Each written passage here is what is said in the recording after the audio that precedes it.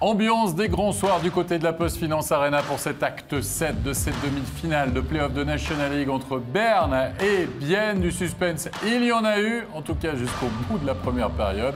Nos invités, Marc Leuenberger, Antoine Desclous. Marc, qu'est-ce qui va te rester finalement de cette soirée? Un Bienne qui a été pris à la gorge d'entrée et qui peut certainement regretter le match de samedi. Antoine? Berne a montré un autre visage que ces derniers matchs. Ils ont été chercher leur victoire, ils ont cherché la qualification. On aimerait les voir jouer toute l'année comme ça, j'ai aimé. Ouais. Et puis la logique est respectée finalement. Les deux meilleures équipes de la saison régulière se rencontrent en finale, Berne et Zoom. Oui, et Bienne qui chute donc lors du 7e acte du côté de la PostFinance Arena. La meilleure illustration, c'est cette chute de Jonas Hiller sur la deuxième réussite bernoise.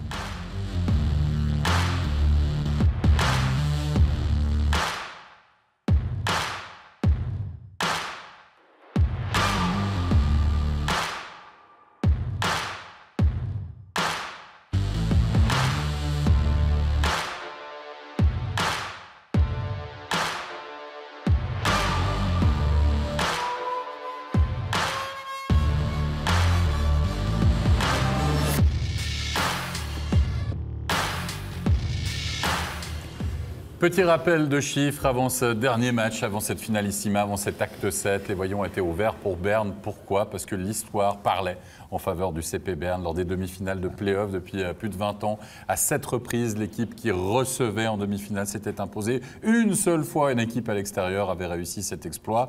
Au niveau des 7e matchs, Berne, c'était 4 sur 9, 0 sur 2 pour Bienne. Là, on parle peut-être d'histoire, on parle peut-être d'expérience aussi de club.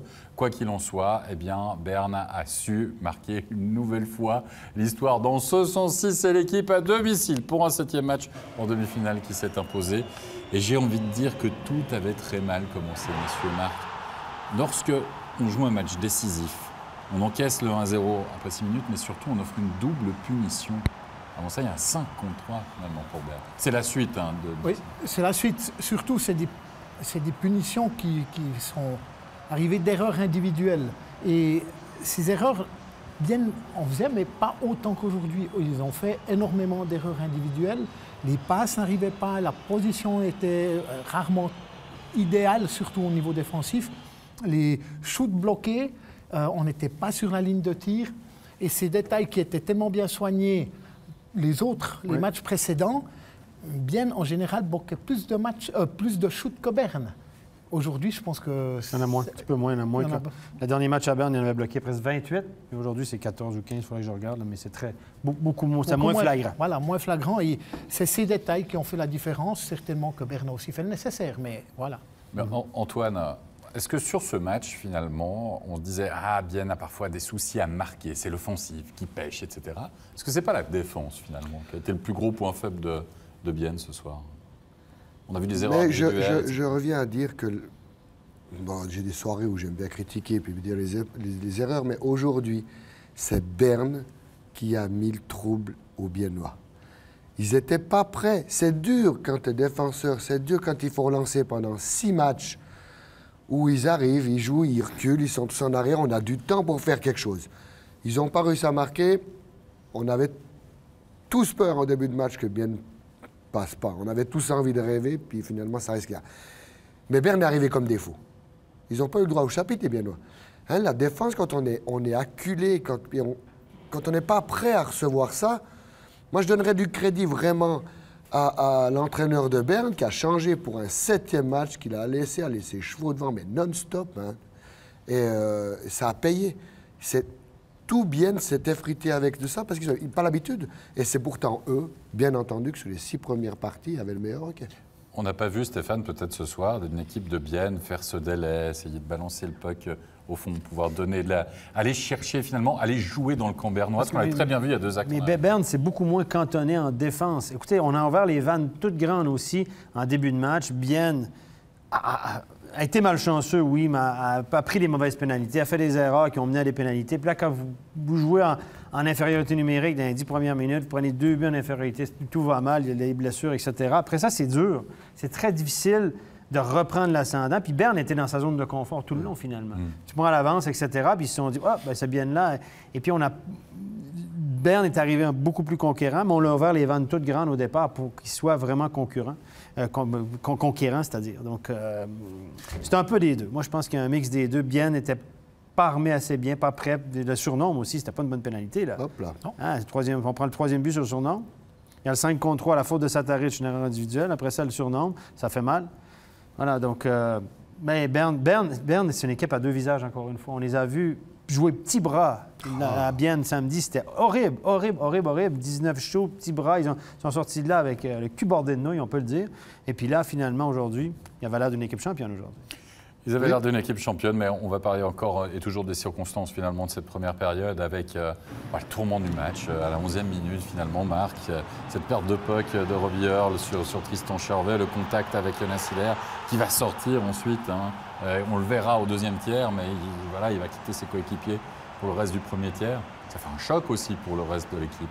Oui, absolument. Et puis, il est sorti parce qu'il savait qu'il n'y avait carrément pas de chance après.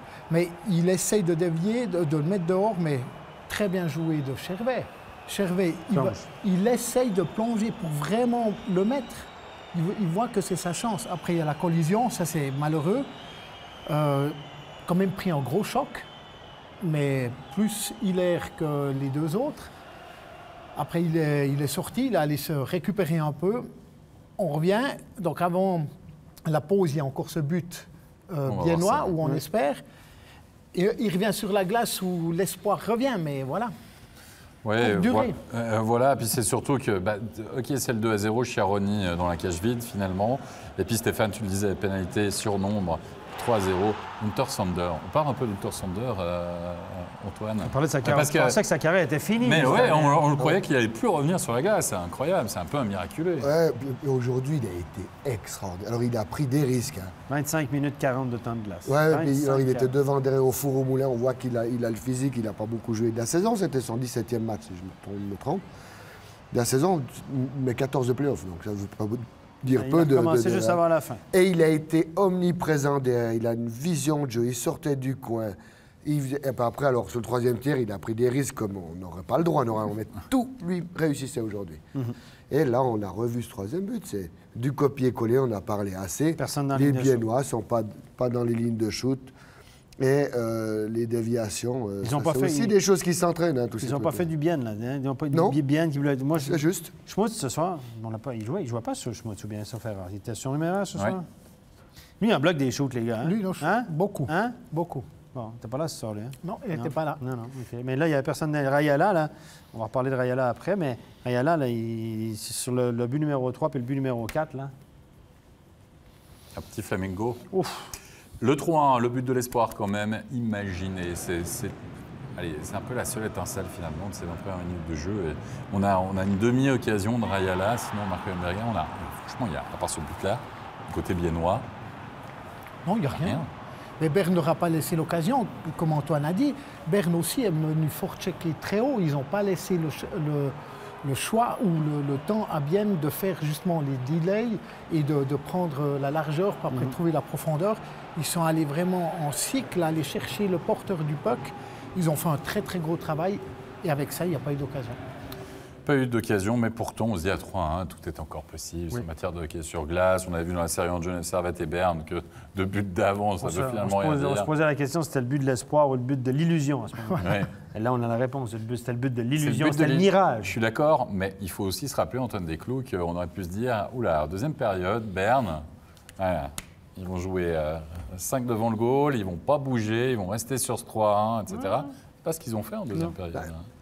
Moi, j'ai l'impression que ce but de Bienne a fait du bien à Berne. Ouais, parce qu'ils auraient pu revenir différemment à un autre état d'esprit. On s'assied dans le vestiaire, oui, 3-0, facile. Sans qu'on veuille se sortir du match ou prendre l'équipe de haut, il y a des petits réflexes, des mauvais réflexes qui se prennent, des habitudes. L'entraîneur peut essayer de dire ce qu'il veut. De toute façon, dans le vestiaire de Bienne, il fallait tourner quelque chose. La venue d'Hiller, s'il y avait eu 3-0, allez, on a quand même quelque chose qui revient. Là, il y a ce but. Berne doivent rentrer dans le deuxième tiers comme au premier, et c'est ce qu'ils ont fait. Il y a l'entame du deuxième tiers, Stéphane. Bienne ne touche pas le puck quasiment avant ce goal. Non, ça a tué le match vraiment. À 3-1, l'illusion, le mirage, parce qu'on le sait après. Mais là, ce but-là, il fait mal. On revient avec Hilaire. Hilaire, oh, ça y est, on en revient avec Hilaire.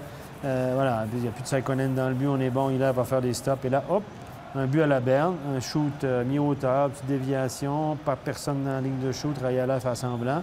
Et là, on a demandé un coach challenge sur cette séquence. Ça, c'est l'entrée de zone avant ce quatrième but qu'on vient de voir.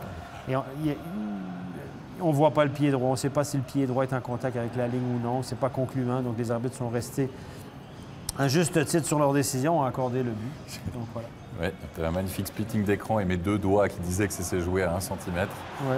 Ça aussi, ça risque de rester dans les mémoires. En tout cas, quoi qu'il en soit, on a sorti le gardien ensuite du côté de Bienne.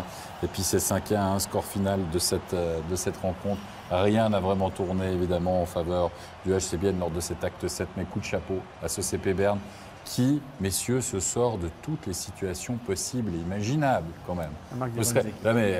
C'est vrai, et rendons hommage à cette équipe. Imaginez, en play-off, en quart, on a commencé à dire « Ouh, face à Genève, ouh là là, ils vont peut-être passer, ça se joue quand même 4 fois en prolongation, ça peut tomber d'un côté et de l'autre. 7e match, Marc, compte bien le 7e match, quoi. Sur le papier, je veux dire, normalement, il n'y a pas photo, on est d'accord, entre les deux formations, on se dit « Ok, d'accord », et voilà, ils étaient menés 2-0 dans la série, 7 matchs. Oui, mais c'est justement la qualité des grandes équipes. Les grandes équipes peuvent avoir un moment, une baisse, mais il y aura toujours des éléments qui ont cette faculté au moment important, au moment clé, d'amener leur jeu. Même si pendant quelques matchs, ils ont peut-être été un peu en deçà, mais quand il faut, il y a ça. Exactement.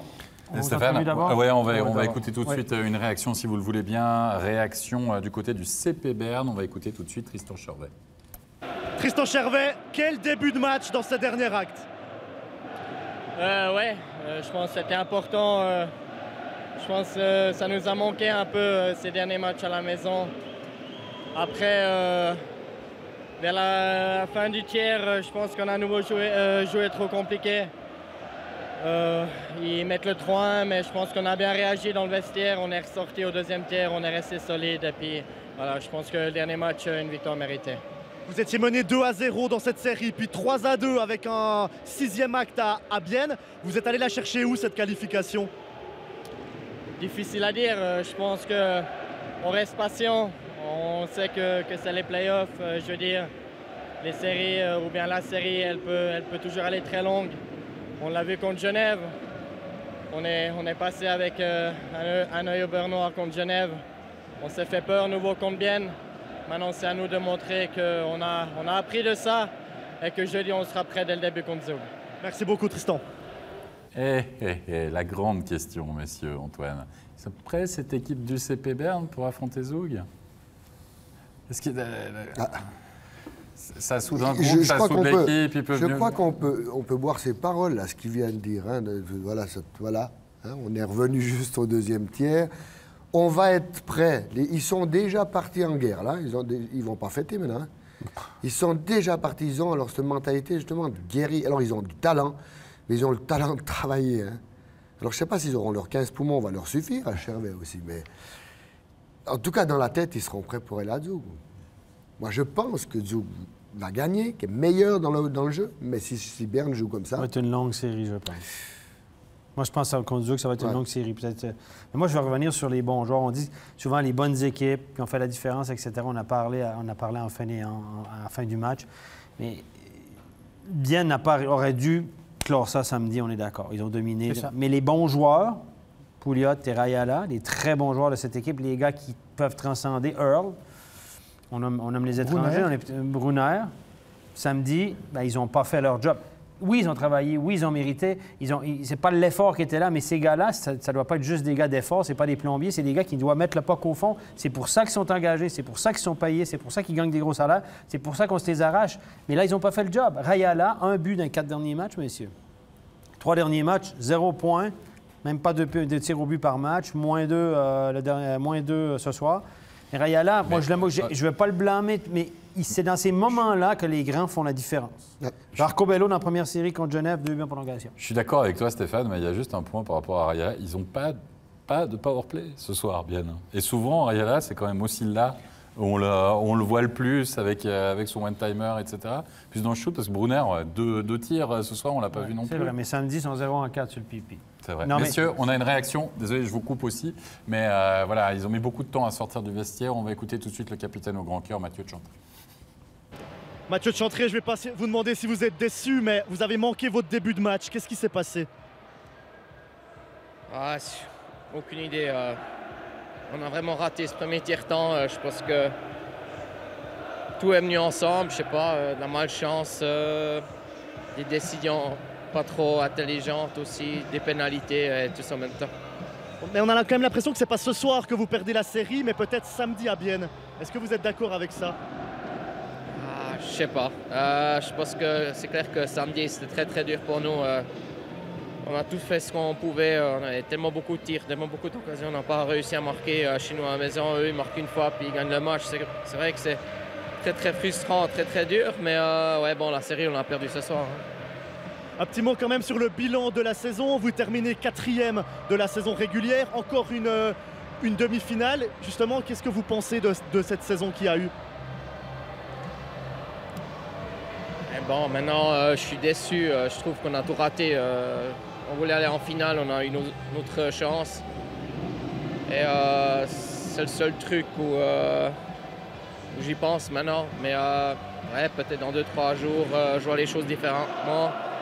C'est vrai que c'était pas une saison facile, mais on a fini 4e place. On va jouer Ligue des Champions aussi. On a perdu contre une équipe très très forte en demi-finale. Ouais, je pense que c'est pas une mauvaise saison. Merci beaucoup Mathieu, vous êtes arrêté malgré la déception. Non, c'est pas une mauvaise saison de Bienne, ne loin pas quand même, soyons honnêtes. Perdre au 7e match contre le vainqueur de la saison régulière. C'est un peu comme Lausanne, il faut regarder la physionomie générale. Je veux dire, Bienne n'est pas en Liga non plus depuis 50 ans. C'est une équipe qui s'est reconstruite, la nouvelle patinoire, etc. Steineger, on a remis des trucs en place gentiment, des pierres à l'édifice, on a un peu plus de budget. Et chaque année, on sent qu'il y a du mieux, plus de stabilité. Et le recrutement est bon du côté de Bienne aussi. On va chercher des gars en Ligue B, ce que d'autres équipes ne font pas. La formation, ça commence à être intéressant. Et du beau jeu offensif.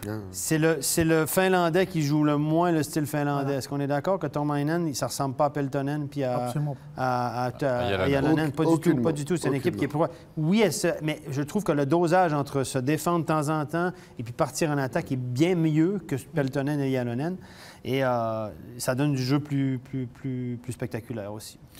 Et au niveau de l'effectif, si on regarde les 4 demi-finalistes, je pense que sur le papier, peut-être que Bienne a l'équipe la moins, on pourrait dire ça, la moins chatoyante peut-être, où ça se joue un petit peu avec Lausanne par rapport aux deux autres. Non, alors c'est sûr que de noms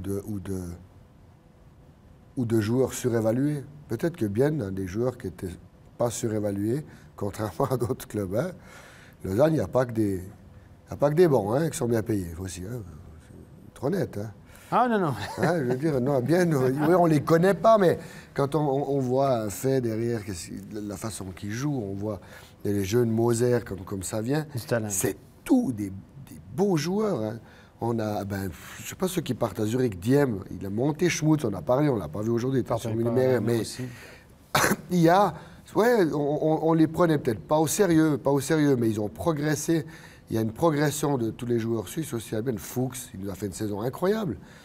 Alors oui, on l'a aussi un peu moins vu là dans les derniers matchs, mais le reste de sa saison, le début des playoffs, était juste incroyable.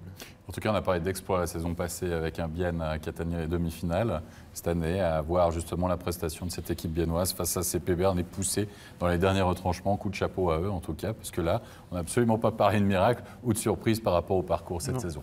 Messieurs, on arrive à la fin de ce back-check pour cette dernière demi-finale. Merci Antoine Desclous. Merci Marc Eulenberger. On vous donne rendez-vous jeudi. Acte 1 de la finale entre Berne et Zug. Les paris sont ouverts. On y est. Ouh, attention, dispositif spécial, reporter, co-commentateur, bref, les petits plats dans les grands. Rendez-vous, 19h40. On compte sur vous. On sera là. Et vous aussi, j'espère. Allez, bonne fin de soirée à vous. Bye bye. Bye bye.